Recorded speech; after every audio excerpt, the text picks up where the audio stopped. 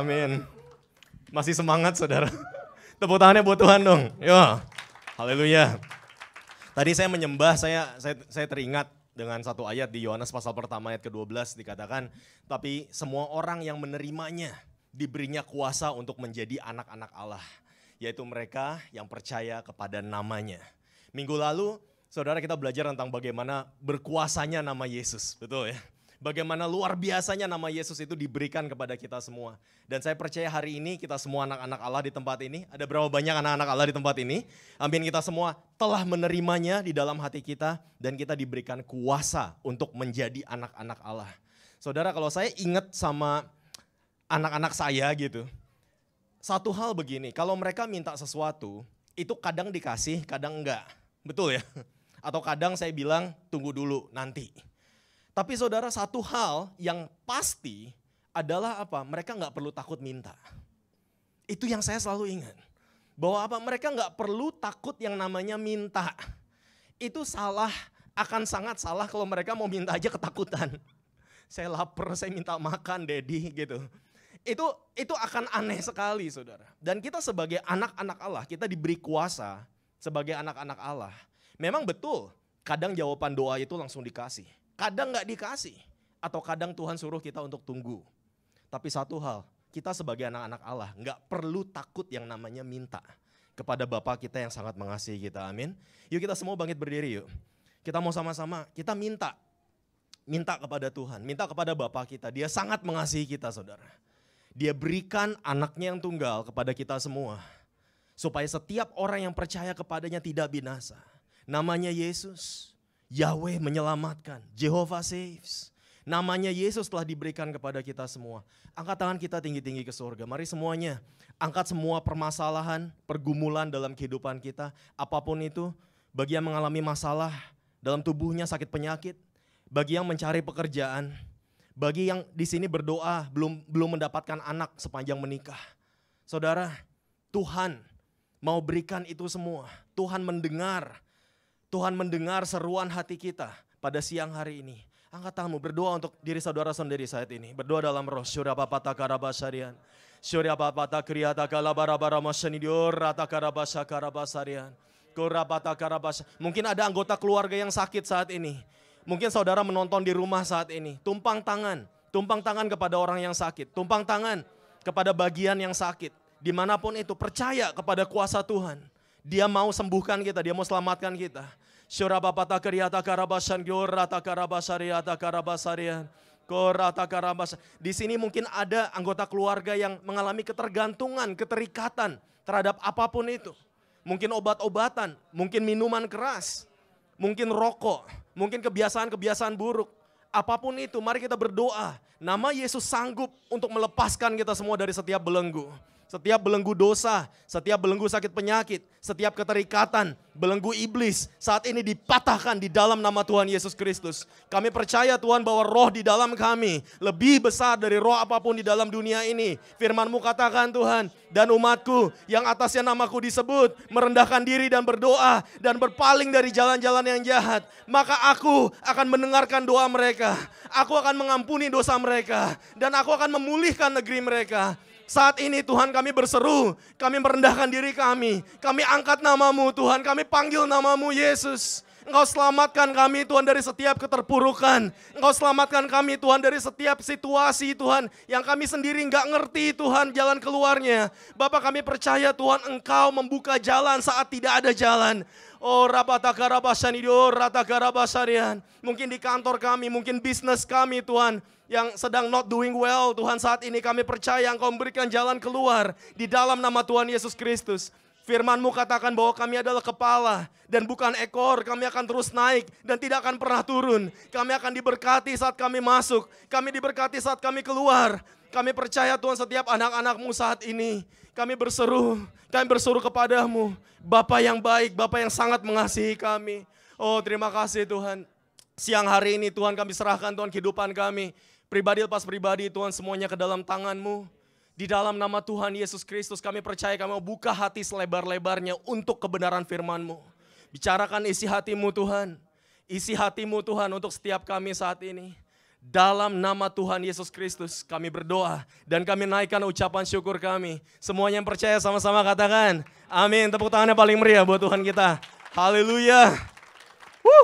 Amen. Sebelum saudara duduk, kasih senyum yuk ke kiri kanannya. Pandang mata mereka, oke. Biasanya kasih senyum itu matanya suka turun begini saudara. Ya, pandang matanya, kasih senyum yang lebar, oke. Bilang Tuhan mengasihi saudara, amin. Amin, amin, amin. Amin, silakan duduk. Semuanya siap mendengarkan firman Tuhan, amin. Tadi sebelum ibadah saya bertemu dengan beberapa orang di bawah gitu ya. Itu kayaknya kecewa gitu karena hari ini bukan Pastor Aris. Ya, sudah nunggu-nunggu Pastor Aris berkhotbah, nggak taunya bukan. Mau pulang aja deh katanya. Ya saudara nggak apa-apa, mudah-mudahan saudara diberkati pada hari ini. Oke, oleh firman Tuhan dan saya minta saudara untuk bantu saya, amin. Amin, semuanya semangat, amin. Amin, siang hari ini saya mau bagikan bagian kedua dari yang minggu lalu. Oke, minggu lalu kita bahas cerita di Kisah Rasul pasalnya yang ketiga. Ya, Kisah Rasul pasal yang ketiga. Di situ ada cerita di mana Petrus dan Yohanes itu datang ke Bait Allah di Yerusalem. Dan saudara, begitu mereka datang itu setelah hari Pentakosta, mereka datang pada waktu sembayang. Kita baca ayatnya yuk, ayat yang pertama. Pada suatu hari menjelang waktu sembayang, yaitu pukul 3 petang. Naiklah Petrus dan Yohanes ke Bait Allah. Dan di situ ada seorang laki-laki yang lumpuh sejak lahirnya, sehingga ia harus diusung.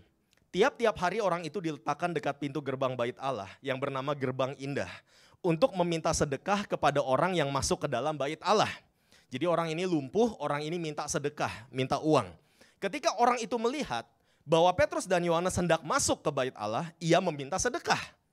Ya pengemis ya kerjaannya mengemis ya saudara ya. Itu nggak ada yang aneh di sana. Mereka menatap dia dan Petrus berkata, "Lihatlah kepada kami." Lalu orang itu menatap mereka dengan harapan akan mendapat sesuatu dari mereka.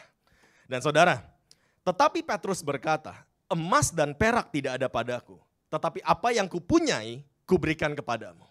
Demi nama Yesus Kristus orang Nazaret itu, berjalanlah." Saudara, minggu lalu saya bagikan ayat ini ayat yang sangat luar biasa. Waktu saya baca lagi berulang-ulang, berbulan-bulan saudara. Saya renungkan ayat ini luar biasa sekali. Kenapa? Karena Petrus dan Yohanes itu datang ke Bait Allah dan pengemis itu mengharapkan sedekah, mengharapkan uang. Dan Petrus katakan apa? "Emas dan perak tidak ada padaku." Dengan kata lain dia buka dompetnya tuh kosong gitu kan. Ya, dia tunjukkan, gimana mau ngasih sedekah? Gua aja nggak punya gitu kan. Jadi saudara ini bicara tentang orang nggak punya dimintain sedekah. Saudara ngerti ya? Oke, dan apa yang dia katakan di sini, emas dan perak tidak ada padaku. Tapi, ini luar biasa sekali. Apa yang kupunyai, kuberikan kepadamu. Minggu lalu saya katakan, saya tanya Roh Kudus, apa sih yang Petrus punya? Apa sih yang murid-murid Tuhan itu punya, yang orang lain itu nggak punya? Apa sih yang kita semua di tempat ini, sebagai anak Allah itu kita punya, tapi orang lain nggak punya? Apa sih gitu kan? Dan Roh Kudus singkapkan bahwa apa? Jawabannya itu terletak pada tanda titik 2 gitu kan. Tanda titik 2, jadi kalau ayatnya bisa ditampilkan sekali lagi. Dikatakan, tetapi apa yang kupunyai, kuberikan kepadamu. Di situ ada titik 2 saudara. Demi nama Yesus Kristus orang Nazaret itu, berjalanlah. Saudara, yang Yesus punya tidak lain dan tidak bukan adalah nama Yesus. Dengan kata lain Petrus itu katakan bahwa apa? Saya nggak punya harta benda untuk dikasih. Tapi bukan berarti saya nggak bisa beri apa-apa. Karena setiap orang percaya, setiap orang yang menerimanya pasti punya sesuatu untuk diberikan. Dan kita semua sebagai orang percaya di tempat ini, kita punya sesuatu dalam hati kita untuk kita bisa berikan kepada orang lain. Apa itu? Nama Yesus. Nama Yesus. Saudara, kita mungkin merasa saya nggak punya karunia apa-apa, saya nggak punya urapan apa-apa, saya nggak seperti dia gitu. Saya nggak seperti Pastor Aris gitu. Ini ada orang sakit, orang lumpuh, aduh saya nggak bisa apa-apa, saya nggak bisa kasih apa-apa. Saudara, ada juga orang yang merasa seperti ini. Oh, orang ini punya karunia memberi ya, gitu kan. Maksudnya apa? kaya, diberkati hidupnya gitu kan, banyak duit gitu ya. Punya karunia memberi katanya. Saudara, saya mau kasih tahu, kita semua di sini punya karunia memberi. Kita semua di sini, kita bisa memberi. Petrus katakan, saya nggak punya apa-apa. Tapi, apa yang kupunyai, kuberikan kepadamu. Saudara, ayo kita sama-sama pegang semua. Jangan pernah berpikir, saya nggak punya talenta, saya nggak punya karunia, saya nggak punya harta benda, saya nggak punya apa-apa untuk diberikan. Saudara punya. Ayo siang hari ini kita sadari sama-sama, kita punya. Kita punya sesuatu untuk kita bisa berikan kepada orang lain. Petrus dengan percaya diri dia katakan apa? Apa yang kupunyai. Dia bilang sama orang lumpuh ini, lihat kepada kami. Lihatlah kepada kami. Apa yang kupunyai, kuberikan kepadamu. Siang ini sadari dan proklamasikan bahwa ada satu hal yang kita punya dan dunia tidak. Ada satu hal yang Tuhan sudah berikan ke dalam hati kita dan dunia gak punya. Apa itu? Nama Yesus. Sang Juru Selamat Tuhan kita, saudara. Terjemahan lain katakan, namaku gak ada harganya. Tapi dalam nama Yesus, engkau bisa dapatkan segala sesuatu yang kau butuhkan. Saudara, katakan ke kiri kanannya yuk. Sekali lagi kasih senyum.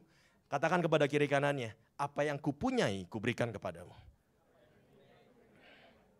Amin. Amin. Amin. Saudara, kalau ingat di Mazmur 73 dikatakan, hanya kau milikku di surga. Tiada yang kuingini di bumi, hanya kau.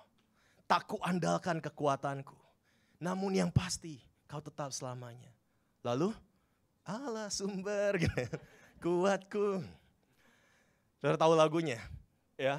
Dikatakan bahwa apa? Hanya kau milikku di surga dan tiada yang kuingini di bumi. Saudara, lagu ini memproklamasikan bahwa apa? Punya kita itu cuma Tuhan. Cuma Tuhan. Dan itulah yang kita bisa kasih ke orang lain. Saudara nggak akan bisa memberi, nggak akan bisa ngasih ke orang lain sesuatu yang kita nggak punya. Betul? Ya saudara, ayo sama-sama saudara. Kalau minggu lalu, dari kalimat ini, minggu lalu saya tekankan kepada apa yang kupunyai. Yaitu apa? Nama Yesus. Nama Yesus. Saya bagikan bahwa nama Yesus menyembuhkan. Nama Yesus membebaskan. Nama Yesus menyelamatkan. Hari ini saya mau fokus ke yang kedua saudara. Yaitu apa? Kuberikan kepadamu. Kuberikan kepadamu. Semua dari kita punya sesuatu untuk diberikan kepada orang lain. Saudara, apa sih penginjilan itu? Apa sih penginjilan itu? Penginjilan adalah memberikan nama Yesus kepada orang lain. Simple. Sangat simple saudara. Banyak yang bilang saya nggak bisa tuh menginjil, saya nggak punya karunia tuh menginjil, saya nggak bisa bersaksi. Saudara, apa yang kupunyai, ingat, kuberikan kepadamu.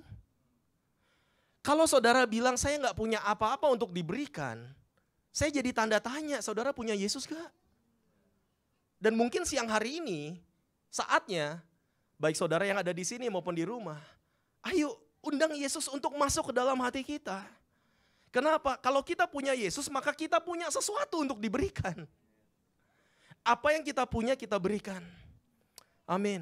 Saudara, ayat yang ke-7 katakan begini. Lalu ia memegang tangan kanan orang itu dan membantu dia berdiri. Seketika itu juga kuatlah kaki dan mata kaki orang itu. Ia melonjak berdiri, lalu berjalan kian kemari dan mengikuti mereka ke dalam bait Allah. Banyak yang sangat takjub kepada kesembuhan yang terjadi. Tapi lupa bahwa orang ini pada akhirnya masuk ke dalam bait Allah. Lupa bahwa yang diberikan itu bukan cuma kesembuhan, tapi nama Yesus yang menyelamatkan. Bahwa orang ini pada akhirnya menjadi pengikut Tuhan. Dan dia di sana malah bersaksi untuk Tuhan Yesus. Dia berjalan melompat-lompat serta memuji Allah. Itu yang kadang kita lupa. Yang kita berikan bukan cuma doa, bukan cuma kesembuhan. Bukan cuma semoga. Saudara, yang kita mau berikan adalah suatu kepastian. Yaitu apa? Nama Yesus. Nama Yesus. Ada cerita menarik di Kisah Rasul juga, saudara, pasal yang ke-10. Ini masih orang yang sama, Petrus. Dikatakan seperti ini, ayat yang ke-9. Keesokan harinya ketika ketiga orang itu berada dalam perjalanan dan sudah dekat kota Yope, kira-kira pukul 12 tengah hari, naiklah Petrus ke atas rumah untuk berdoa. Saudara, tolong bayangkan kejadiannya, Petrus ini lagi naik ke atas, ke loteng, dia mau berdoa, ya. Berdoa, bagus dong. Oke, dia lagi saat teduh gitu ya. Dia berdoa, dia sedang menyembah Tuhan. Saudara, ayat yang ke-10, ia merasa lapar dan ingin makan. Tetapi sementara makanan disediakan, tiba-tiba rohnya diliputi kuasa ilahi. Saudara, mungkin di sini ada yang pernah, ada yang belum pernah mengalami pada saat kita berdoa, tiba-tiba hadirat Tuhan turun. Ya, tiba-tiba kuat sekali. Sampai kita itu mau makan gak bisa gitu ya. Saudara, diliputi oleh kuasa ilahi. Wah, itu luar biasa sekali. Kalau saudara pernah mengalami seperti itu pengalaman luar biasa sekali. Hadirat Tuhan itu sangat kuat, melingkupi kita saudara. Ya, dan dia mendapatkan penglihatan, kita tahu ceritanya. Mungkin banyak yang udah pernah baca gitu ya. Ada makanan-makanan haram katanya, itu di atas serbet, itu turun dari langit. Dan Tuhan suruh untuk ambil, makan. Kemudian Petrus bilang, enggak Tuhan. Saya enggak pernah makan gini-ginian gitu kan. Enggak, ini makanan ini najis buat saya. Makanan ini haram buat saya. Petrus katakan seperti itu, sebagai orang Yahudi. Saudara, apa Petrus tahu penglihatan itu? Apa Petrus mengerti maksud Tuhan itu apa? Saya mau kasih tahu begini, kalau saudara pulang ke rumah, saudara baca pasal ini, Tuhan itu enggak menjelaskan loh. Dia kasih penglihatan itu, dia enggak jelasin. Ya, dia enggak jelasin. Dan dikatakan seperti ini saudara, ayat ke-19. Dan ketika Petrus sedang berpikir tentang penglihatan itu, jadi dia lagi berpikir saudara, lagi merenungkan, ini maksudnya apa? Berkatalah roh, ada 3 orang mencari engkau, bangunlah, turunlah ke bawah dan berangkatlah bersama-sama dengan mereka. Berangkatlah bersama-sama dengan mereka, jangan bimbang sebab aku yang menyuruh mereka kemari. Saudara, sekali lagi enak-enak berdoa, diliputi kuasa ilahi, dapat penglihatan. Saudara itu luar biasa sekali gitu ya. Oh Tuhan, mungkin lagi nangis-nangis gitu kan. Sambil nangis-nangis, Tuhan maksudnya apa Tuhan? Tuhan bicara padaku. Lagi berpikir tentang semua itu, tiba-tiba ada yang ngetok di bawah. Dan Roh Kudus bukannya jelasin, malah bilang apa? Berangkat, jangan bimbang, sebab aku yang menyuruh mereka untuk datang. Saya mau kasih tahu, kalau kita di posisi Petrus saudara, itu kita bakal apa? Tuhan bentar, jelasin dulu dong. Jelasin dulu dong. Atau mungkin kita bilang sama orang yang di bawah gitu kan, ntar gue lagi doa gitu kan. Ya, kita gak akan bukain. Saudara, dia belum mengerti apa-apa, dia sedang berpikir tentang penglihatan itu. Lalu Roh Kudus suruh kita untuk pergi. Apa yang kita akan lakukan? Bukankah saudara banyak dari kita itu yang suka cari-cari alasan kalau disuruh Tuhan untuk pergi bersaksi? Bukankah kita itu sering cari-cari alasan kalau Tuhan suruh untuk kita sharing firman Tuhan? Ya, apalagi tiba-tiba ada orang tiba-tiba muncul dalam kehidupan kita gitu. Tuhan belum singkapkan rahasia-rahasia ilahi dalam firman-Nya. Saudara katakan apa yang mau dibagikan gitu kan. Ya, bingung gitu. Kita harus bagikan apa? Tuhan belum bicara sama sekali. Siang ini saya mau kasih tahu. Walaupun kita kadang gak ngerti. Tuhan izinkan kita melewati sesuatu dalam kehidupan kita. Apapun itu. Masalah atau bahkan berkat. Apapun itu yang kadang kita merasa Tuhan, apa maksudnya? Tuhan belum bicara apa-apa. Tapi Roh Kudus sudah katakan bahwa apa? Kamu berangkat, kamu jangan bimbang sebab aku yang menyuruh orang-orang ini ke dalam hidupmu. Apa yang kita akan lakukan? Saudara, orang-orang ini adalah orang suruhan Cornelius. Cornelius adalah seorang perwira Roma. Tentara-tentara Roma itu adalah orang-orang yang menjajah orang-orang Yahudi pada saat itu. Soalnya bisa bayangkan, Cornelius juga sedang berdoa dan Tuhan memberikan dia penglihatan. Pada saat yang sama saudara, sehingga dia suruh orang-orangnya untuk menjemput Petrus. Saudara, apa yang terjadi behind the scene, di belakang layar, itu kadang kita nggak ngerti.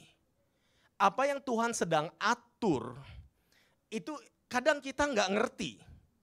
Betul. Saudara, dalam kehidupan saya dan istri saya kadang suka berdiskusi seperti ini. Kita melewati masalah yang besar, yang dalam sekali gitu. Dan kita ngerasa Tuhan, kenapa Tuhan izinkan? Saudara, kadang saya berpikir gitu ya, gara-gara masalah yang kami hadapi, yang saya belum bisa ceritakan. Saudara, kami sampai pergi ke marriage mentoring program di gereja, saudara. Dan kita kenal sama mentor kita gitu. Dan pada akhirnya apa? Kami cerita ke anak-anak cell group kami gitu kan, bahwa apa? Kita sedang melewati program ini. Dan saudara, ada satu suami istri pasangan, itu juga bilang, kita juga mau ikutan dong. Akhirnya apa? Akhirnya ikutan di bawah mentor yang sama. Saudara, saya mau kasih tahu, ini pasangan suami istri belum begitu kenal Yesus. Belum pernah terima Yesus.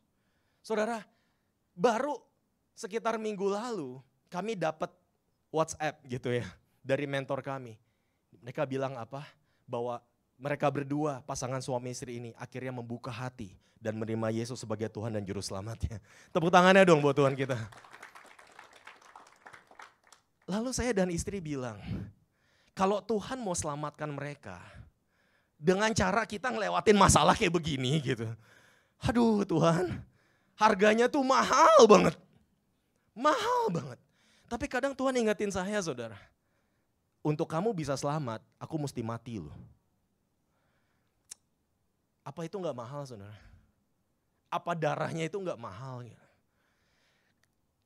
Walaupun kalau itu cuma untuk satu orang berdosa di dunia ini, Tuhan Yesus itu akan tetap mati loh di kayu salib. Apa itu gak mahal? Sebegitu mahalnya hidup kita itu dibeli oleh darahnya saudara. Kita punya sesuatu untuk diberikan. Amin. Kita semua di sini, kita punya sesuatu. Tuhan sudah taruh sesuatu dalam hati kita untuk diberikan kepada orang lain. Dan itu adalah namanya sendiri. Dan saudara, gara-gara masalah keluarga ini, apa yang terjadi saudara?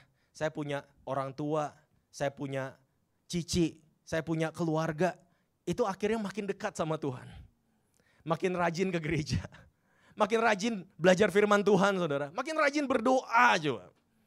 Itu saya ngelihatnya wah luar biasa sekali.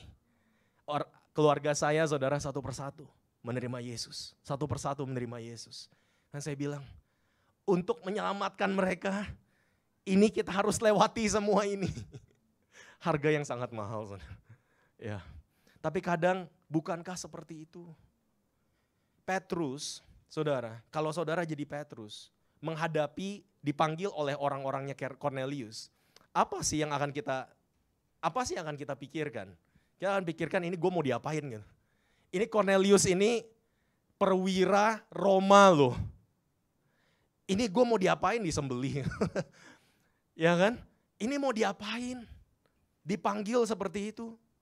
Gitu kan, kadang gak ngerti kita. Saudara baca Alkitab kita, Abraham waktu disuruh naik untuk mempersembahkan Ishak, itu gak dijelasin loh. Gak dijelasin dulu loh. Oh nanti ini yang akan terjadi, kamu tenang aja. Itu gak ada seperti itu saudara. Ya gak ada. Suruh pergi, suruh naik ke atas, suruh persembahkan. Saudara, Abraham gak nanya-nanya lagi. Naik deh pagi-pagi. Kan seperti itu saudara. Ya. Petrus waktu Yesus datang yang bilang, mari ikutilah aku di Lukas pasal ke-5. Dan kamu akan menjadi penjala manusia. Kamu bukan lagi penjala ikan, kamu akan menjadi penjala manusia. Saudara, gak dijelasin. Nanti penghasilan saya dari mana Tuhan? Ya kan, gak ada dijelasin saudara. Langsung ikutilah aku.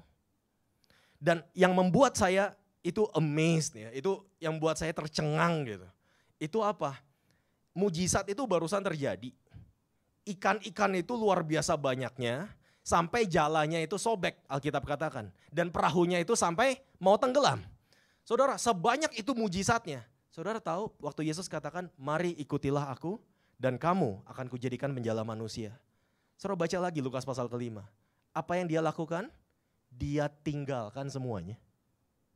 Pernah kebayang gak saudara gitu? Dia tinggalkan semuanya, dia ikut Yesus. Mujizat baru terjadi loh saudara. Ya, ikan-ikan itu mau diapain gitu.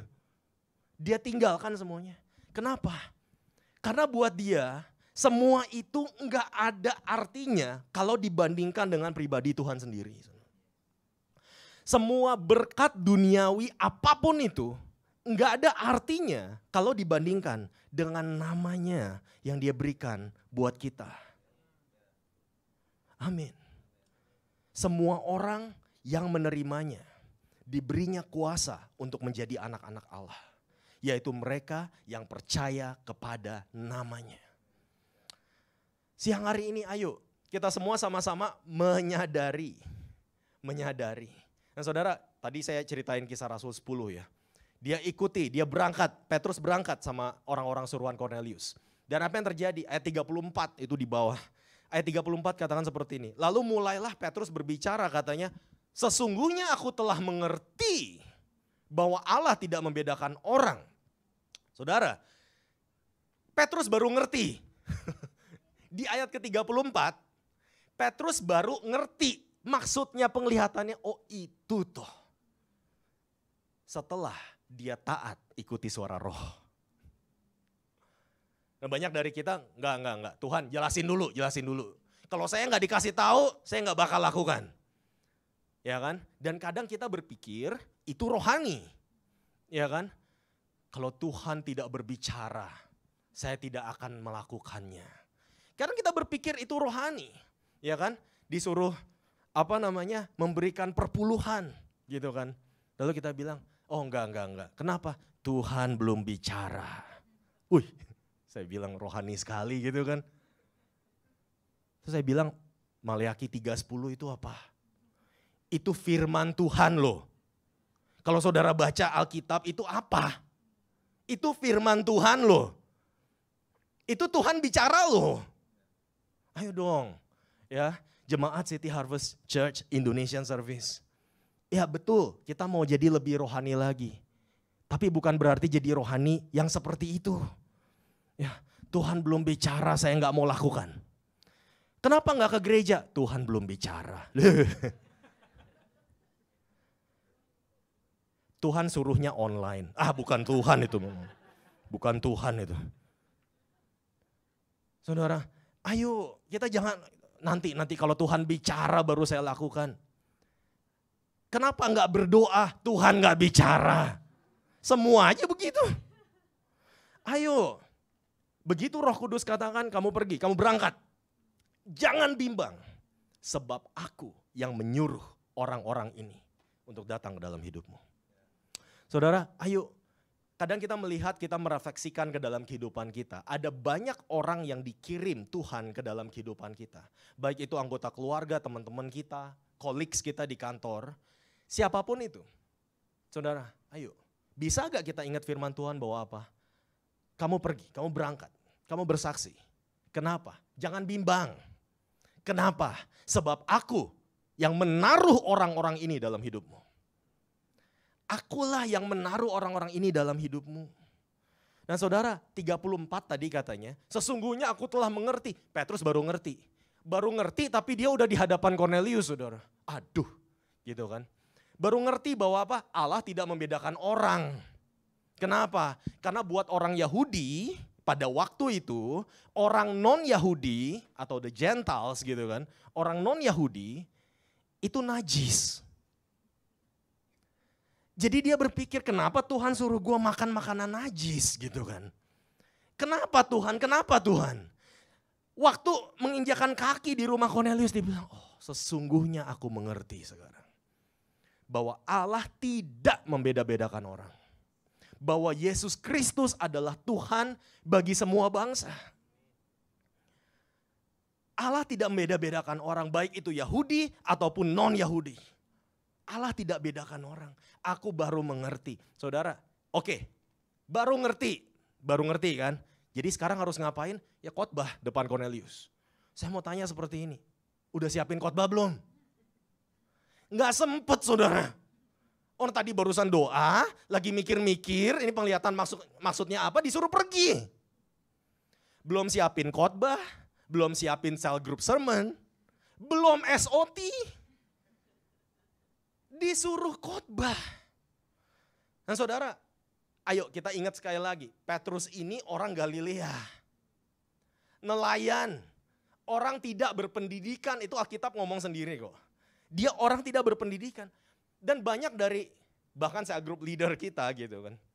Kadang juga kita mau menanggapi panggilan Tuhan untuk memimpin cell group. Kita nggak tahu Tuhan mau bawa kemana, betul? Kita kadang nggak ngerti Tuhan mau bawa kemana. Tuhan apa maksudnya? Visi Tuhan itu mau kemana? Kita nggak ngerti. Betul, kadang kita nggak ngerti. Sampai sekarang pun mungkin kita masih nggak ngerti.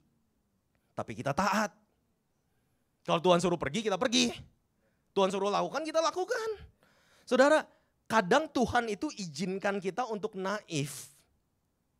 Nggak ngerti apa-apa, nggak tahu apa-apa. Supaya kita jangan kebanyakan mikir negatif gitu.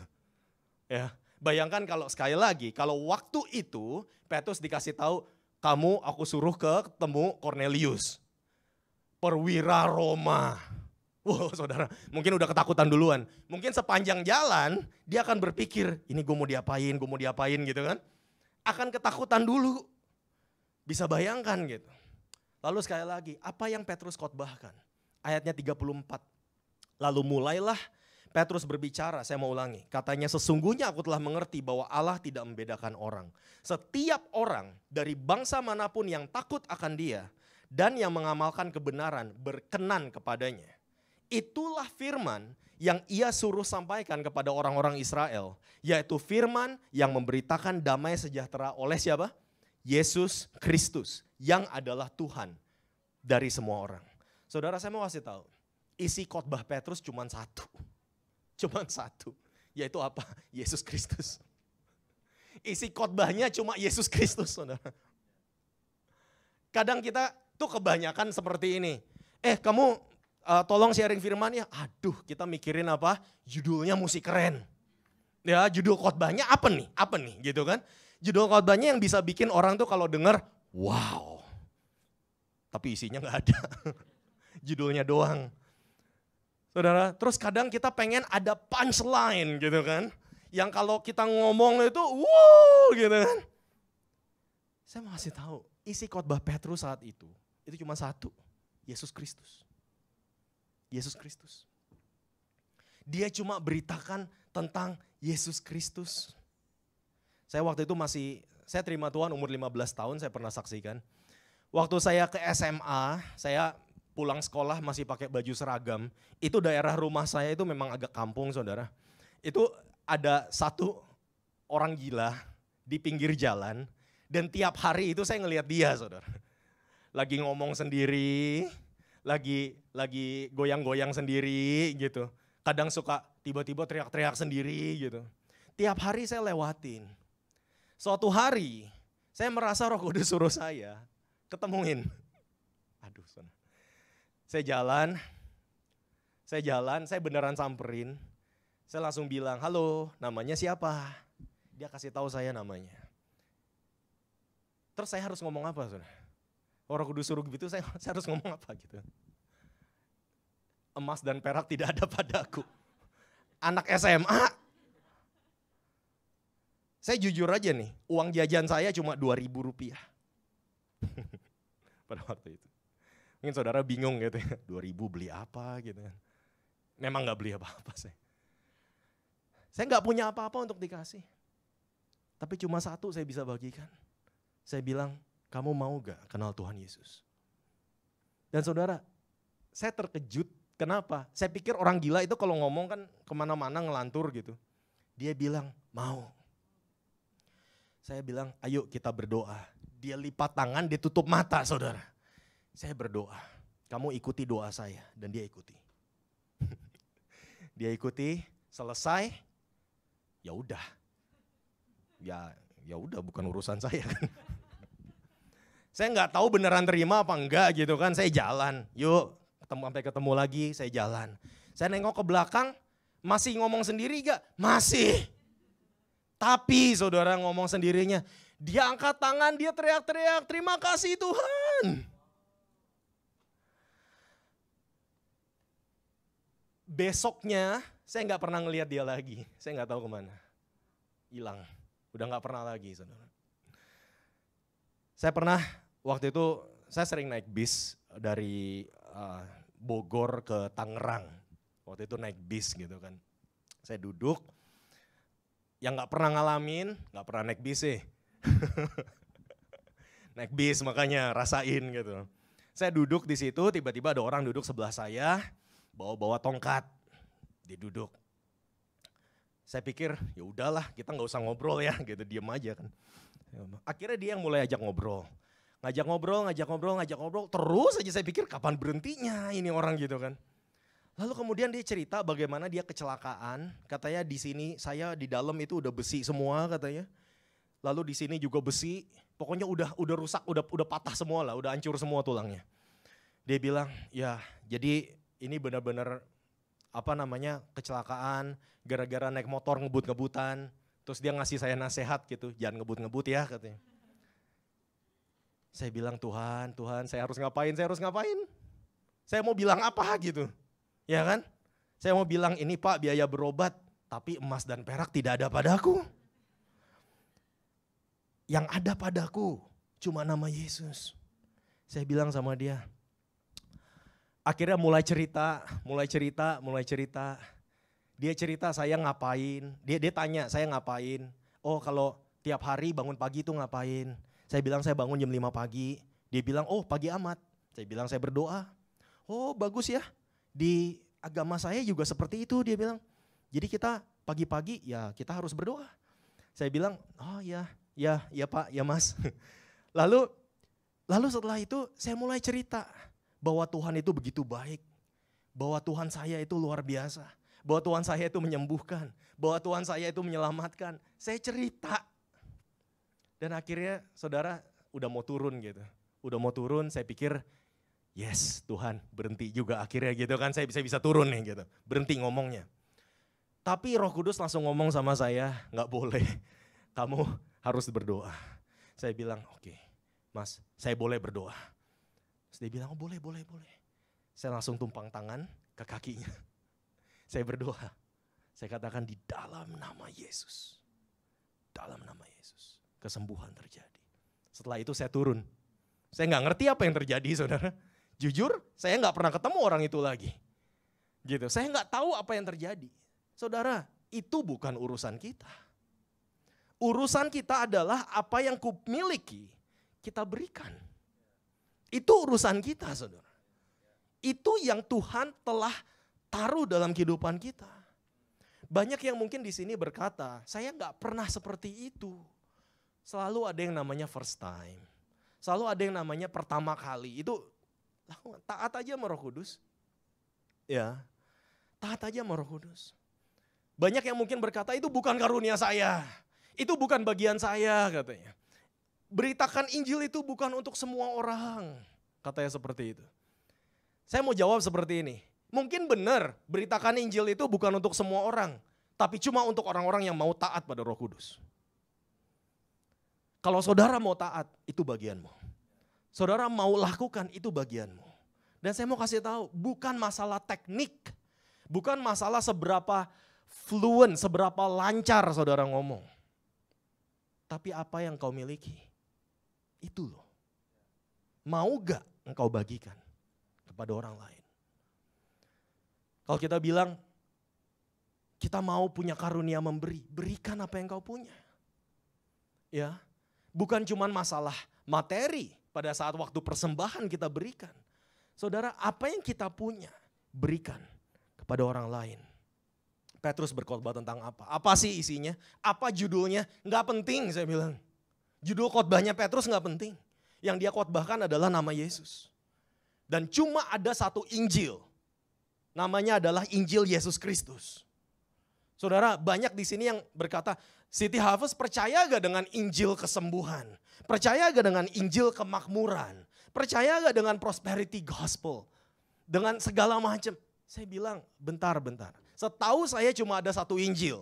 Namanya Injil Yesus Kristus. Yang kita beritakan adalah Injil. Adalah nama Yesus. Yang lain itu cuman buntut-buntut.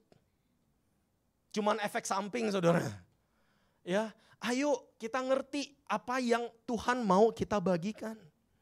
Sepanjang hidupnya, Petrus itu tahu bahwa cuma ada satu yang kita bisa berikan kepada orang lain, yaitu nama Yesus. Ada satu lagi murid dari Galilea namanya Filipus. Saudara, ini cerita yang menarik juga gitu kalau kita baca kehidupannya Filipus gitu kan.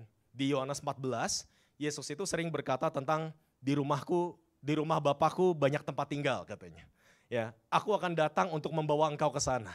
Banyak tempat tinggal, mempersiapkan tempat tinggal bagimu. Aku harus pergi untuk mempersiapkan tempat tinggal bagimu katanya. Wah, luar biasa sekali. Aku ke situ untuk menyediakan tempat katanya. Lalu Thomas katakan seperti ini, Tuhan kami nggak tahu kemana engkau pergi, jadi kami nggak tahu jalannya ke sana. Agak-agak blur gitu ya. Agak-agak blur gitu, nggak ngerti gitu. Tapi salah gak sih blur? Enggak. Ya, enggak dosa kok. Enggak dosa kok. Kalau kita nggak ngerti, enggak salah. Jadi kita cari tahu, kita pengen ngerti gitu kan. Lalu kami nggak tahu Tuhan jalan ke sana. Lalu Yesus katakan apa? Aku adalah jalan, kebenaran dan hidup. Itu Yohanes 14 ayat 6. Tidak ada orang pergi kepada Bapa kalau tidak melalui aku. Ya kan? Wah, itu firman luar biasa sekali. Lalu Filipus kayaknya masih blur gitu. Dibilang seperti ini, Tuhan tunjukkan Bapa kepada kami. Para group leader, kalau punya members kayak begini gimana gitu kan ya. Udah diajarin 3,5 tahun loh. Ya kan? Nggak ngerti. Akhirnya dijawab sama Yesus seperti ini, ayat ke-8. Kata Filipus kepadanya, Tuhan tunjukkanlah Bapa itu kepada kami, itu sudah cukup bagi kami.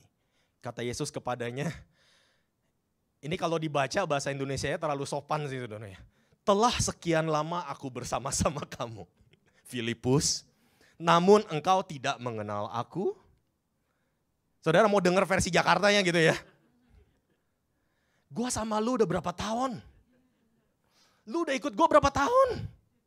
3,5 tahun. Filipus, lu masih gak kenal gua. Itu loh, saudara bisa ngelihat seberapa gregetannya gitu. Punya murid seperti ini. Barang siapa telah melihat aku, ia telah melihat Bapa. Bagaimana engkau berkata, tunjukkanlah Bapa itu kepada kami. Apa sih yang ada di pikiran seorang cell group leader ketika menghadapi member seperti ini gitu. Ini orang ya, cannot make it lah gitu kan. Ini orang ya, aduh gak ada lah potongan jadi leader gitu kan. Gak ada potongan jadi pengkhotbah gitu. Kayaknya agak-agak lemot ya gitu kan. Kayak kok gak ngerti-ngerti sih gitu. Saudara, saya mau kasih tahu. Setelah hari Pentakosta, Kisah Rasul pasal ke-8 itu menceritakan kehidupan seorang Filipus. Filipus yang sama saudara. Kisah Rasul 8 ayat ke-4. Mereka yang tersebar itu menjelajah seluruh negeri itu.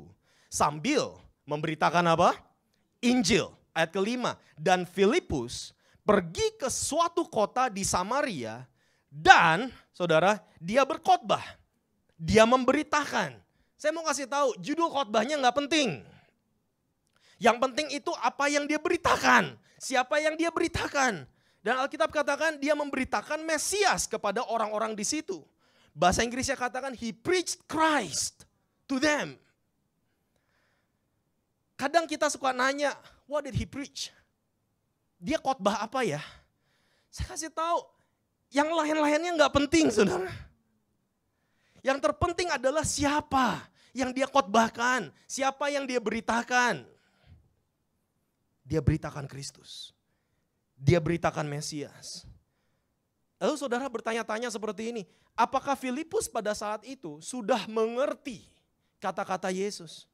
Saya nggak tahu. Tapi ingat, dia 3,5 tahun masih lemot loh. Masih nggak ngerti juga loh. Itu ikut Yesus loh saudara. Ya, ikut Yesus loh. Dengerin langsung dari Yesus loh. Tapi masih nggak ngerti, masih lemot. Saya mau kasih tahu begini, sekalipun Filipus masih nggak ngerti pada saat itu tidak menghalangi dia untuk taat pada perintah Tuhan. Pergilah, jadikanlah semua bangsa muridku. Baptislah mereka dalam nama Bapa, Anak dan Roh Kudus. Ajarlah mereka melakukan segala sesuatu yang telah kuperintahkan kepadamu. Dan janjinya apa? Aku akan menyertaimu sampai kepada akhir zaman. Bukankah itu yang tadi barusan Roh Kudus katakan kepada Petrus? Kamu berangkat, kamu pergi. Jangan bimbang. Kenapa? Sebab aku yang menaruh orang-orang ini dalam hidupmu. Aku yang menyuruh orang-orang ini untuk datang dalam hidupmu. Saudara, apa yang dia lakukan? Apa yang Filipus lakukan? Memberitakan. Apa yang diberitakan? Mesias, Kristus. Sekali lagi, saudara gak bisa kasih apa yang saudara gak punya. Amin. Saudara gak bisa kasih apa yang saudara gak punya. Kita gak bisa kasih ke orang lain apa yang kita sendiri gak punya. Tapi apa yang kumiliki, apa yang kita miliki, kita berikan. Itu yang Tuhan mau. Itu loh pemberian itu. Contoh kita siapa sih? Yesus sendiri. Allah sendiri. Dikatakan karena begitu besar kasih Allah kepada dunia ini, sehingga ia mengaruniakan, ia memberikan anaknya yang tunggal. Supaya setiap orang yang percaya kepadanya tidak binasa, melainkan memperoleh hidup yang kekal. Saudara, Allah sendiri sudah memberikan contoh kepada kita dengan cara apa? Memberikan anaknya. Yesus sendiri sudah memberikan contoh kepada kita dengan memberikan hidupnya. Dengan kata lain, apa yang kita miliki, ayo kita berikan. Kita berikan. Ayat ke-26, Kisah Rasul 8. Kemudian berkatalah seorang malaikat Tuhan kepada Filipus. Katanya, bangunlah, berangkatlah. Sama persis saudara. Berangkat ke sebelah selatan menurut jalan yang turun dari Yerusalem ke Gaza. Jalan itu jalan yang sunyi.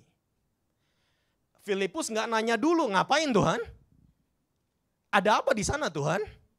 Ya kan? Resikonya apa kira-kira? Gitu kan? Enggak nanya-nanya lagi. 27 katakan lalu berangkatlah Filipus. Buat saya itu ketaatan luar biasa. Adalah seorang Etiopia, dikatakan seorang sida-sida, pembesar dan kepala perbendaharaan Sri Kandake, ratu negeri Etiopia. Dia seorang pembesar nih saudara, yang pergi ke Yerusalem untuk beribadah. Saudara, kalau saudara lihat lagi, apa Filipus itu ngerti dengan visi dari Tuhan itu? Kok saya nggak yakin, saudara? Jujur saya nggak yakin dia ngerti. Ya, 3,5 tahun lemot, gitu kan? Bayangkan, ini murid Yesus manusia semua, saudara. Jadi kalau di sini ada yang lemot, nggak ngerti, ini Bernard ngomong apa sih gitu, nggak usah takut. Hadirat Tuhan, kasih karunia Tuhan sedang bersama saudara saat ini.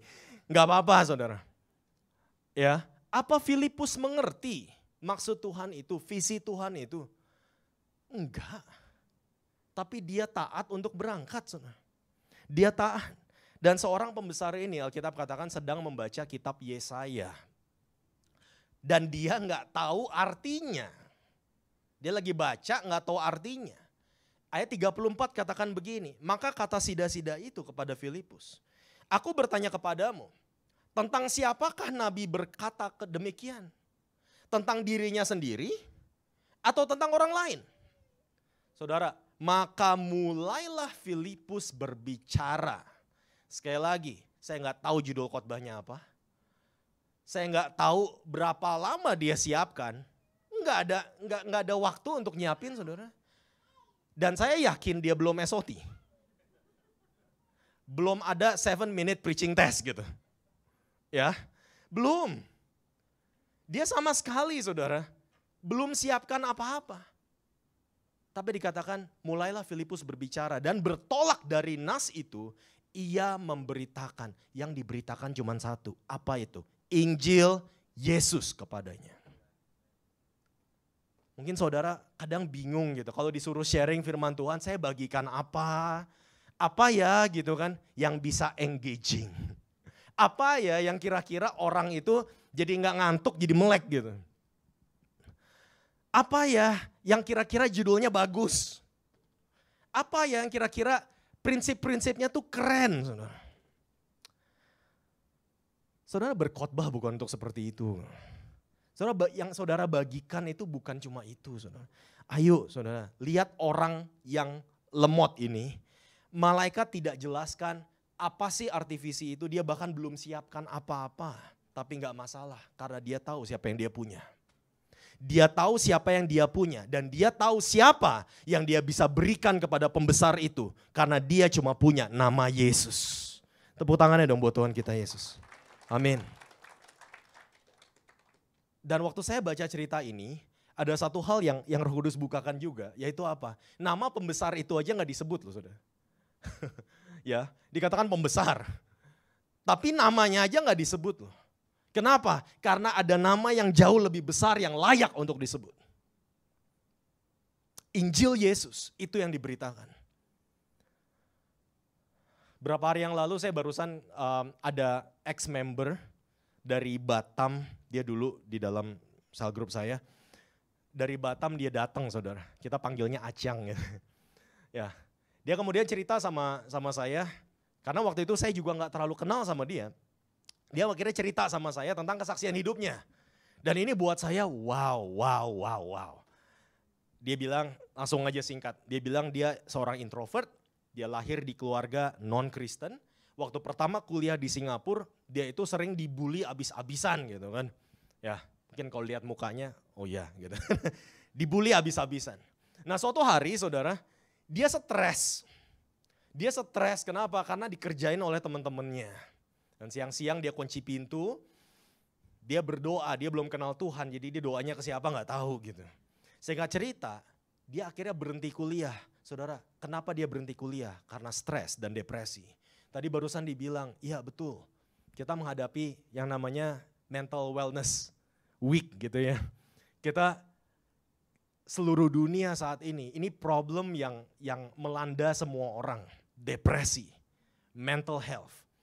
Saudara, karena stres, karena depresi, dia berhenti kuliah. Dia waktu itu di SIM. Dia berhenti kuliah, dia pulang ke Batam, dan singkat cerita, dia akhirnya dapat kesempatan untuk kuliah lagi. Dan waktu dia datang lagi, baru akhirnya saudara, temennya itu berhasil ngajakin dia ke salah satu acara yang pada waktu itu kami adakan, acara Easter. Ya. Acara Paskah saat itu, outreach. Dia bilang ke saya seperti ini, saya masih ingat pertama kali saya datang, itu Ko Bernard yang berkhotbah dia bilang. Saya ngelihat dia, saya bilang maaf, saya aja gak ingat, saya bilang gitu. Saya aja gak ingat. Saya gak ingat kapan pertama kali dia datang, saudara, maaf. Dia bilang, Ko Bernard yang berkhotbah. Saya bilang ke dia seperti ini, saya gak ingat saya khotbah apa. Tapi satu hal yang saya ingat, apa yang saya punya saya bagikan. Satu hal, kalau nanya isi khotbah saya apa? Isi khotbah saya cuma nama Yesus. Yang saya beritakan, yang saya bisa beritakan, itu cuma nama Yesus. Bagaimana nama Yesus itu sanggup menyelamatkan kita. Dia bilang dia gak tahan pada saat itu. Dia nangis, waktu altar call dia angkat tangannya. Dan dia mengundang Yesus masuk ke dalam hatinya untuk pertama kali. Dia cerita ke saya, sekarang dia sangat on fire sekali saudara. Saya dengar ceritanya tuh sampai melongo. Dia sangat on fire sekali, dia ikutan cell group, ikutan menara doa. Saudara, dia doa peperangan. Saudara, dan dia bawa adiknya untuk kenal Yesus. Wow. Dia cerita ke saya seperti itu, saya bilang wow luar biasa. Luar biasa Tuhan kita. Saudara, dari orang yang gak kenal Yesus sama sekali. Saya cuma bisa bagikan apa yang saya punya. Yang saya punya cuma Yesus. Saulus, di dalam Alkitab Saulus itu seorang ahli teologi, dia ahli debat saudara. Dia itu orang Farisi, dia sekolah itu pada waktu itu dikirim dari kecil oleh orang tuanya dari Tarsus ke Yerusalem. Untuk apa? Untuk sekolah teologi gitu kan. Untuk jadi rabi istilahnya.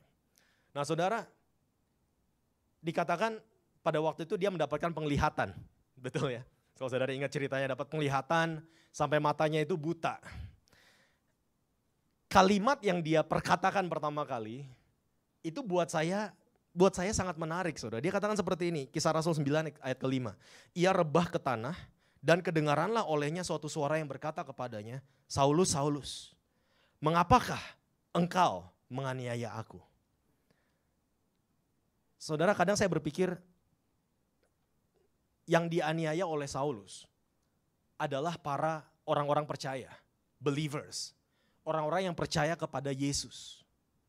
Tapi Yesus itu tidak berkata, kenapa kamu menganiaya orang-orang yang percaya kepadaku? Dia katakan, kenapa kamu menganiaya aku? Kadang saudara, kita semua orang Indonesia kita tahu, kita sering ditindas sebagai orang Kristen ya.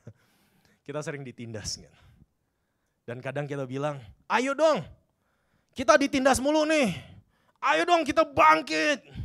Kita bikin namanya Front Pembela Kristen. Saya masih tahu saudara. Saat kita dianiaya, yang dianiaya itu Yesus loh. Yesus katakan, kenapa kamu menganiaya aku? Dan dia intervensi sendiri loh. Itu seberapa luar biasanya saudara. Kita di mata Tuhan. Dan kalimat yang keluar dari mulut Saulus pada saat itu. Jawab Saulus ayat ke-5. Siapakah engkau Tuhan? Katanya, akulah Yesus yang kau aniaya itu. Saudara, untuk seorang ahli teologi yang bertanya, siapakah engkau Tuhan? Kadang bikin kita bingung. Lu belajar teologi, belajar apa sih? Iya kan? Belajar apa sih? Kenapa malah nanya siapa engkau Tuhan? Lah, selama ini kemana aja lu gitu kan? Belajar apa aja gitu. Saudara, ini luar biasa. Banyak orang itu kalau diajakin ke gereja, pertanyaan pertama adalah, gereja bisa kasih saya apa? Ya, gereja bisa kasih saya apa gitu. Atau kalau diajakin ke cell group gitu, pertanyaan pertama adalah, ada siapa aja di cell group? Tuh ya, saudara. Atau mungkin kalau saudara punya bisnis, bisa gak Tuhan berkati bisnis saya? Biasa pertanyaannya itu seperti itu. Bagi Saulus, itu semua gak penting. Kenapa? Karena yang penting adalah untuk dia bisa kenal siapa Tuhan ini. Itu paling penting. Yang lainnya nomor 2 saudara. Ya. Yang penting adalah aku mau tahu siapa engkau Tuhan. Dan Yesus katakan, akulah Yesus yang kau aniaya itu. Saudara, setelah Saulus menerima Yesus, tidak ada dalam Alkitab bahwa Ananias itu mengatakan kepada Saulus apa yang harus dilakukan setelah itu. Enggak ada. Enggak ada, saudara baca lagi. Saya juga yakin Saulus pada saat terima Tuhan Yesus, dia juga enggak ngerti harus ngapain habis itu. Baru beberapa hari Alkitab katakan, baca yuk. Ayat 19, Saulus tinggal beberapa hari. Saudara lihat, baru beberapa hari loh. Bersama-sama dengan murid-murid di Damsik. Ketika itu juga, katakan sama-sama saya, ketika itu juga. Sekali lagi, ketika itu juga. Saudara, enggak nunggu sama sekali. Sekali lagi, enggak siapin dulu khotbahnya. Dia langsung apa? Memberitakan. Dan siapa yang diberitakan? Yesus. Memberitakan Yesus di rumah-rumah ibadat dan mengatakan bahwa Yesus adalah anak Allah. Untuk bagikan apa yang kita punya, itu enggak perlu tunggu lama-lama saudara. Ya, dia baru kenal Yesus loh. Dan saya mau kasih tahu, bahkan dia belum pernah ngelihat fisiknya Yesus itu seperti apa. Tapi dia barusan terima, barusan beberapa hari. Ketika itu juga, kira-kira apa yang ia bisa beritakan? Cuma Yesus. Cuma nama Yesus. Jadi mungkin saudara banyak ketemu pengkhotbah yang jago berkhotbah gitu ya. Mungkin pemimpin komsel saudara, segup leader saudara mungkin sangat jago berkhotbah. Saudara atau siapapun yang mendapatkan kesempatan untuk sharing. Saya mau kasih tahu yang terpenting bukanlah judul khotbah yang keren. Bukanlah punchline yang menggugah hati. Saudara, yang terpenting adalah nama siapa yang kita khotbahkan. Namamu sendiri atau nama Yesus. Yang terpenting saudara, bukan masalah kata-katanya seberapa bagus atau seberapa lancar kita bicara. Yang terpenting adalah siapa yang kita beritakan. Apakah murid-murid Yesus punya waktu untuk menyiapkan khotbah? Enggak. Yang mereka beritakan adalah pengalaman mereka sendiri, pengalaman pribadi mereka. Mereka beritakan apa yang mereka miliki, apa yang mereka punya. Saya yakin waktu Petrus datang ke bait Allah, dia nggak berpikir, oh nanti di sana saya akan ketemu orang yang lumpuh, lalu saya akan siapkan, saya akan bicara seperti ini. Enggak. Begitu dia ketemu orang itu, dompet kosong, emas dan perak tidak ada. Lalu dia bilang, tapi apa yang aku miliki, aku mau berikan kepadamu. Penginjilan itu simpel, saudara. Bagikan apa yang kita punya. Bagikan apa yang kita punya. Saudara punya sukacita dalam hidupmu. Punya kekuatan dalam hidupmu. Dan semua sumbernya adalah Yesus Kristus, Tuhan kita. Bagikan itu. Bagikan itu. Kalau orang lain katakan, apa sih rahasianya kamu bisa tersenyum mulu? Apakah gak ada masalah dalam hidupmu? Oh banyak gitu kan. Tapi kenapa? Karena aku punya Yesus. Karena aku punya Yesus. Simple, saudara. Ya, kita bagikan apa yang kita punya. Jadi saudara, para segub leader terutama, gak peduli seberapa keren khotbahmu. Kalau khotbahmu tidak membawa orang, cell group membersmu datang kepada Yesus, percuma. Kalau khotbahmu enggak bawa orang-orang dalam sel grupmu mendekat kepada Yesus, mengenal lebih lagi tentang Yesus, percuma mau seberapa keren pun. Oh, prinsip-prinsipnya sangat bagus sekali, tapi tidak membawa orang-orang itu datang kepada Yesus, percuma. Saudara, yang lainnya nomor 2, saudara. Yang terpenting siapa yang kau beritakan.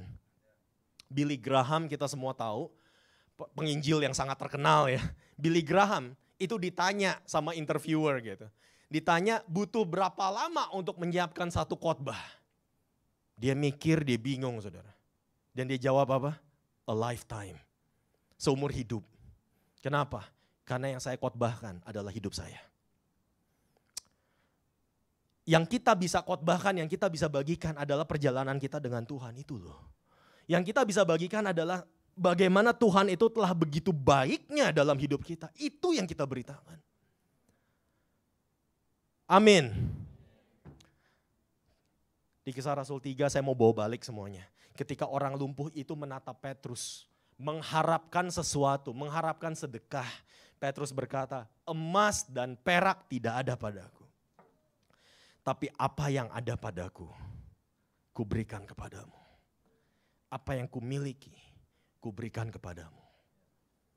Siang hari ini, mau gak kita sama-sama ambil komitmen, Tuhan, aku mau untuk berangkat. Aku mau untuk tidak bimbang. Kenapa? Karena Tuhan yang taruh orang-orang di sekitarku dalam hidupku itu Tuhan yang taruh. Dan Tuhan mau aku untuk bagikan apa yang aku miliki. Nama Yesus. Semuanya kita bangkit berdiri yuk. Para pemusik dan singers tolong bantu saya. Terima kasih Tuhan. Amin. Semua yang ada di sini maupun yang menonton di rumah. Mari semuanya sama-sama kita tundukkan kepala, kita tutup mata kita. Saudara, saya mungkin gak kenal saudara. Saya mungkin gak tahu latar belakang hidupmu itu seperti apa. Saya gak tahu saudara kaya, miskin, tua, muda. Atau berapa lama saudara udah kenal Tuhan. Mungkin ini pertama kali saudara menginjakan kaki di gereja. Atau mungkin ini pertama kali saudara mendengarkan khotbah. Siang hari ini saya mau tanya. Berapa banyak dari kita di tempat ini, kita tidak punya Yesus dalam hati kita. Saudara, banyak dari kita yang berpikir, kita ini tahu firman Tuhan. Kita ini berdoa. Kita ini baca Alkitab. Kita ini ke gereja. Saya mau kasih tahu, Saulus itu ahli teologi, dia ahli debat. Tapi dia katakan, siapa Engkau Tuhan? Aku mau kenal Engkau Tuhan. Jadi siang hari ini kalau itu doamu, saudara katakan, siapa Engkau Tuhan? Aku mau kenal Engkau Tuhan. Saya gak peduli apa saudara lahir di keluarga Kristen atau bukan. Berapa lama saudara sudah ke gereja. Atau mungkin saudara pernah menerima Yesus, tapi hidupmu sekarang jauh dari Tuhan. Dan saudara gak yakin siang hari ini kalau Yesus hidup di dalam hatimu. Siang hari ini, kalau engkau mau mengambil keputusan, aku mau punya Yesus. Aku mau punya Yesus dalam hatiku. Aku mau berkata seperti Petrus dengan sangat percaya diri. Apa yang ku miliki, ku berikan kepadamu. Aku mau berkata dengan percaya diri. Kalau aku punya Yesus dalam hatiku. Kalau itu doamu, saat mata tertutup, kepala tertunduk, saya minta angkat tangannya tinggi-tinggi pada hitungan ketiga. Yang di rumah juga, pada hitungan ketiga angkat tanganmu tinggi-tinggi. Biarkan cuma Tuhan yang melihat. Saudara gak perlu lihat kiri kanan. Tutup mata saudara. Kalau saudara mau ambil keputusan itu, hitungan ketiga angkat tanganmu. 1, 2, 3, angkat tanganmu. Angkat tanganmu tinggi-tinggi. Saya lihat banyak sekali. Banyak sekali yang angkat tangan. Yang menonton di rumah, kalau itu doamu angkat tanganmu. Saudara, saya pernah berdoa seperti ini waktu saya umur 15 tahun. Dan saya gak pernah menyesali keputusan saya untuk mengundang Yesus masuk ke dalam hati saya sebagai Tuhan dan Juru Selamat. Angkat tanganmu tinggi-tinggi. Terima kasih Tuhan. Tuhan lihat tangan-tangan yang terangkat. Tuhan lihat mereka. Tuhan lihat hati mereka. Terima kasih Tuhan. Mari turunkan tanganmu semua. Semua yang ada di tempat ini, sama-sama kita berdoa, ikuti doa saya. Katakan Tuhan Yesus. Tuhan Yesus. Saudara, saya minta semuanya yang ada di ruangan ini dan juga di rumah, ikuti doa saya. Katakan Tuhan Yesus. Tuhan Yesus. Aku datang. Aku datang. Membuka hatiku. Membuka hatiku. Dan mengundang Engkau. Dan mengundang Engkau. Untuk masuk. Untuk masuk. Untuk menjadi Tuhan dan Juru Selamatku. Tuhan dan Juru Selamatku. Ampuni dosa-dosaku Tuhan. Ampuni dosa-dosaku Tuhan. Siang hari ini, aku percaya.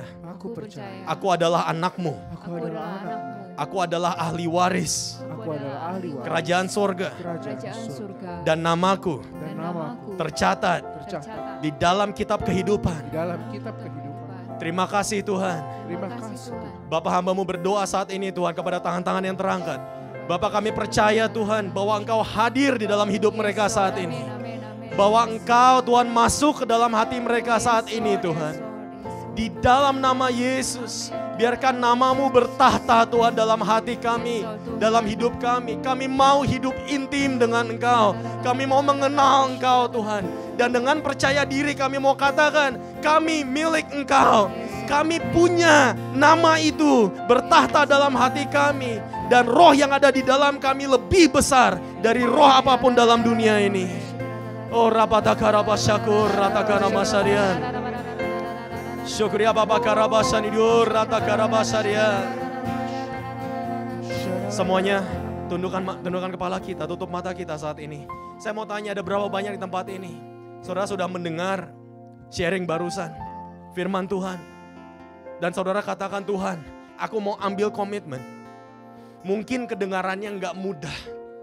Tapi aku mau ambil komitmen Tuhan kepada siapapun orang yang Tuhan telah taruh dalam hidupku. Aku mau berikan apa yang aku miliki. Aku mau berikan apa yang aku punya. Aku mau berikan kasih karunia itu yang Tuhan telah taruh dalam hidupku. Aku mau berikan nama Yesus. Aku mau berikan nama Yesus. Aku mau bagikan kepada mereka.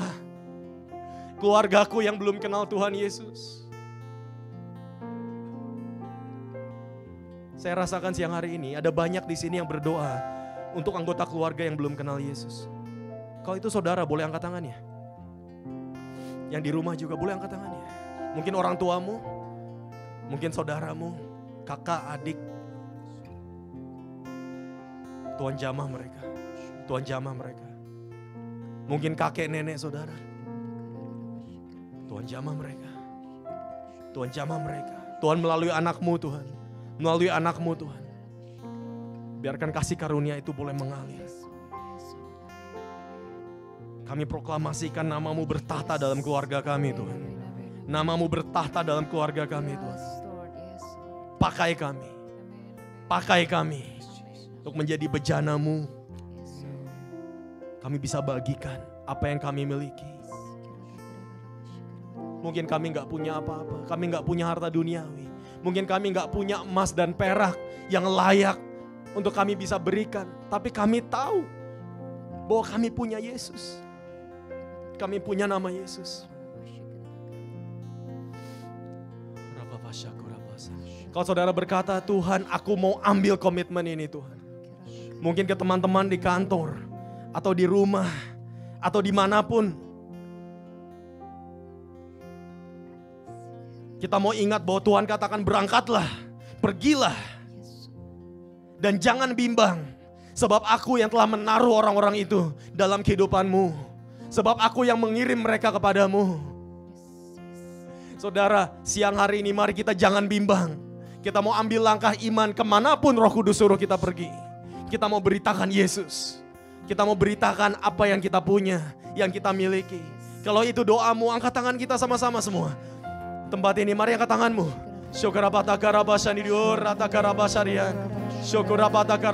Kami mau ambil Tuhan komitmen itu. Kami mau ambil komitmen itu Tuhan. Pakai kami, pakai kami, pakai kami. Di dalam nama Yesus mungkin Tuhan, kami gak lancar bicara. Tapi bukan itu yang Tuhan lihat. Mungkin Tuhan kami gak punya karunia untuk berkhotbah. Tapi bukan itu yang Tuhan lihat. Tuhan lihat ketaatan kita. Tuhan lihat willingness kita, kemauan kita. Kurabasa karabata karamasa didorata karamasa dearababasa. Ku menggenapi firman-Mu. Mari nyanyikan semua. Tanda mujizat sertai tiap langkahku. Kau bersamaku di dalamku. Di dalamku Jadi bukti kebesaran-Mu. ku menggenapi firman-Mu. Tanda mujizat sertai tiap langkahku. Kau bersama. itu janji firman-Nya. Dia akan bersama-sama dengan kita sampai kepada akhir zaman. Jadi bukti Besaran hidupku menggenapi firman-Mu. Terima kasih Tuhan. tanda mujizat sertai Pakai kami, pakai kami, pakai kami Tuhan. Sertai kami Tuhan. Sertai kami saat kami pergi. Oh rabata karabasyakur, rata karabasan. jadi bukti Besaran-Mu. Bapak kami berdoa, hamba-Mu berdoa Tuhan untuk tiap-tiap tangan yang terangkat. Tuhan lihat hati kami saat ini. Tuhan lihat hati kami saat ini Tuhan. Seberapa taat kami mau kepada suara Roh Kudus dalam kehidupan kami. Apa yang Tuhan sudah berikan kepada kami. Kami gak mau pegang itu sendiri. Kami gak mau egois. Kami gak mau simpan itu sendiri. Tapi kami mau bagikan. Kami mau bagikan berita keselamatan itu. Kami mau bagikan nama Yesus. Oh rabata karabasan yor rata karabasaria. Surababata karabasan yor rata karabasaria. Firman-Mu katakan Tuhan, tanda-tanda ini akan menyertai orang yang percaya. Bahwa mereka akan mengusir setan-setan demi namaku. Mereka akan berbicara dengan bahasa-bahasa yang baru. Mereka akan memegang ular. Mereka akan meminum racun maut sekalipun dan mereka tidak akan celaka. Dan mereka akan menumpangkan tangan atas orang sakit. Orang itu disembuhkan di dalam nama Yesus. Kami mau proklamasikan Tuhan, namamu Namamu bertata, namamu di atas segala nama. Nama Yesus, nama Yesus. Hidupku menggenapi firman-Mu. tanda mujizat sertai tiap langkahku. Kau bersamaku Di Makasih, Tuhan. dalamku, jadi bukti kebesaran-Mu. Bapak, kami percaya Tuhan, siang hari ini Tuhan, bukan ibadah biasa-biasa. Kami percaya hadirat-Mu nyata di tempat ini. Hadirat-Mu hadir di tempat ini Tuhan. Bapak, Engkau lihat anak-anak-Mu, your sons and daughters, oh God. Anak-anak-Mu di tempat ini. Saat kami katakan kami mau taat. Kami mau taat. Kami mau taat Tuhan. Kami mau bagikan Tuhan apa yang Tuhan telah taruh dalam hati kami. Mungkin kami belum pernah melakukannya sama sekali. Mungkin ini pertama kali Tuhan. Tapi saudara harus ingat, begitu juga untuk murid-murid Yesus. Bahkan mereka belum punya waktu untuk mempersiapkan apa-apa. Tapi ada satu yang kita tahu. Dengan percaya diri kita tahu dan kita tahu bahwa kita punya nama Yesus dalam hati kita. Hidupku menggenapi firman-Mu. Tanda mujizat sertai tiap langkahku. Kau bersamaku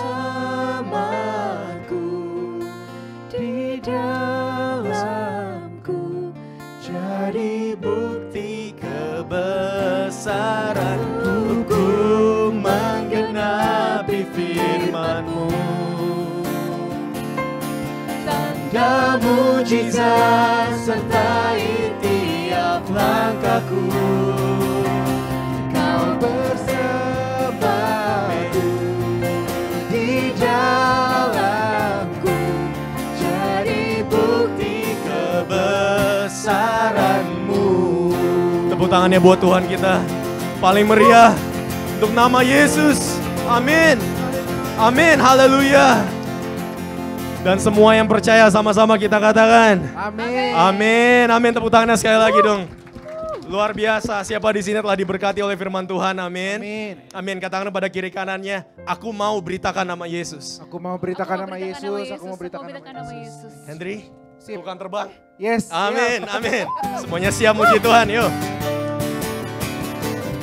Katakan firman Tuhan. Haleluya.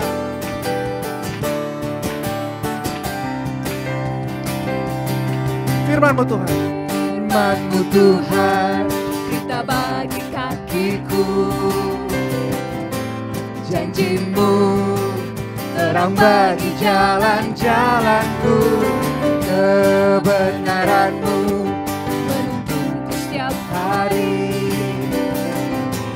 Ku menantikan-Mu beri kekuatan. Ku kan terbang tinggi di awan bersama-Mu dalam kemuliaan. Sebab firman-Mu teguh menopang, bukan aman di dalam-Mu Tuhan. Bukan terbang tinggi di awan bersama-Mu dalam kemuliaan. Sebab firman-Mu teguh menopang, bukan aman di dalam-Mu Tuhan. Bukan aman. Sekali lagi dengan iman, bukan aman di dalam-Mu Tuhan.